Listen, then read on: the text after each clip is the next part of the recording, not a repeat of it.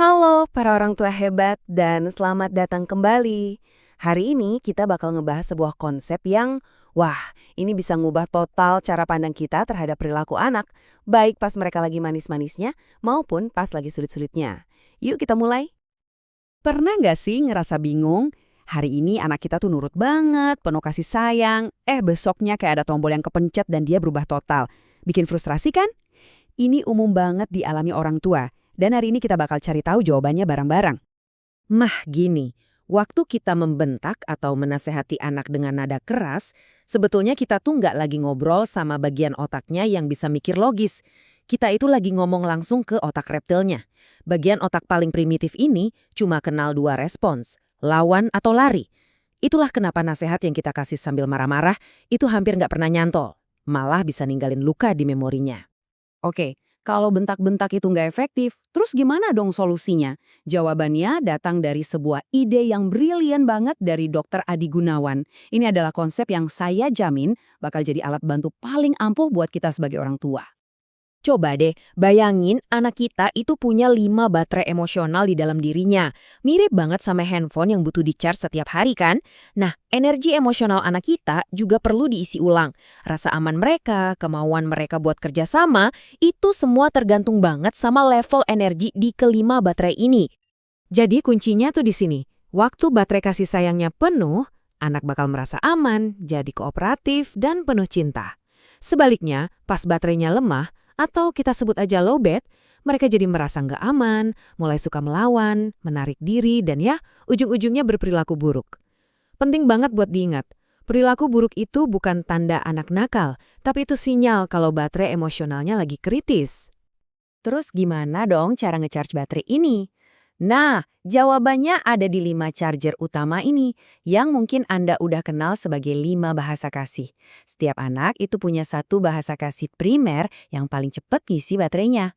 Mengenal yang mana punya anak kita, itu kuncinya. Oke, sekarang kita masuk ke bagian praktisnya nih. Perilaku buruk anak itu sebetulnya adalah sebuah petunjuk loh. Mereka itu sebenarnya lagi ngasih tahu kita dengan cara mereka sendiri baterai mana yang lagi kosong dan butuh banget perhatian kita. Kita mulai dari yang pertama.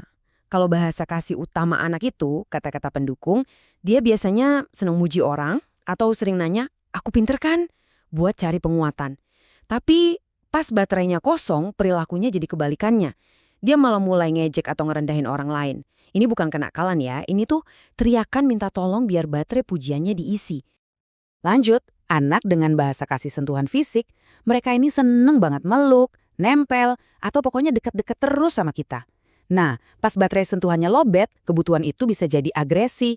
Dia mungkin jadi suka nyubit, gigit, atau bahkan mukul. Ingat, ini bukan karena dia jahat, tapi karena kebutuhan dasarnya akan kontak fisik lagi nggak terpenuhi. Terus ada anak tipe waktu berkualitas. Mereka bakal sering banget ngajak kita main atau sekadar minta ditemenin duduk bareng. Sinyal baterai lemahnya justru kontras banget. Dia bakal menarik diri. Ngunci diri di kamar itu salah satu tanda paling jelas kalau koneksi dia sama kita lagi hilang. Dan baterainya benar-benar habis.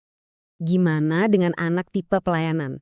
Dia ini secara alami seneng banget ngebantuin, selalu nawarin bantuan. Tapi pas baterai ini kosong, dia berubah dari penolong jadi bos kecil yang suka nyuruh-nyuruh. Dia nuntut dilayani dengan kasar, karena dia sendiri lagi ngerasa kebutuhannya untuk didukung itu nggak terpenuhi. Terakhir, menerima hadiah. Ini bukan soal materialistis ya.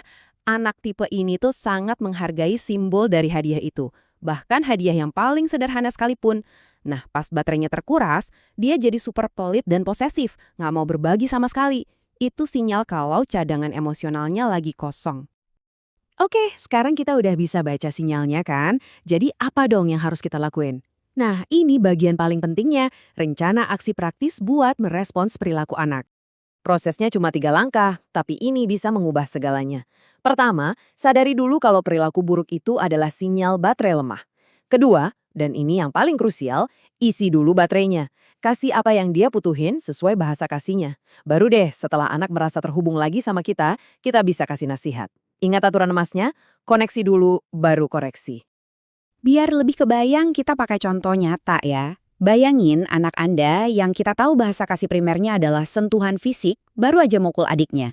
Gimana kita terapin metode ini? Kelihatan kan bedanya? Cara lama itu langsung membentak, yang cuma bikin otak reptilnya aktif. Cara baru, kita penuhi dulu kebutuhannya. Kita deketi dia, kasih pelukan buat ngisi baterai sentuhannya. Setelah dia tenang dan ngerasa nyambung lagi sama kita, baru kita sampaikan koreksinya dengan lembut. Anda bakal kaget betapa efektifnya pendekatan ini.